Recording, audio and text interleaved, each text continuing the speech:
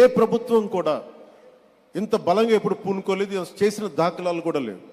వ్యక్తులు చేస్తుండొచ్చేమో, కానీ దీనిని ఒక ప్రభుత్వం నుంచి ఇలాంటి పథకానికి శ్రీకారం చుట్టినందుకు మనస్ఫూర్తిగా శ్రీ గౌరవ ముఖ్యమంత్రి శ్రీ నారా చంద్రబాబు నాయుడు గారికి మనస్ఫూర్తిగా వారికి హ్యాట్స్ ఆఫ్ తెలియజేస్తాను. ఎందుకంటే 90స్లో అంటే ఒక నాయకుడు, ఒక పొలిటికల్ లీడర్ వచ్చే ఎన్నికల గురించి ఆలోచిస్తాడంట. కానీ ఒక నాయకుడు, ఒక నిజమైన ఒక విజనరీ లీడరు వచ్చే తరం కోసం ఆలోచిస్తారు. అలాంటి వచ్చే తరం కోసం ఆలోచించగలిగే నాయకులే కాబట్టి ఈ రోజున గౌరవ ముఖ్యమంత్రి శ్రీ నారా చంద్రబాబు నాయుడు గారి వెంట మేమందరం ఎందుకున్నామంటే ఒక తరం కోసం ఆలోచించగలిగే వ్యక్తి.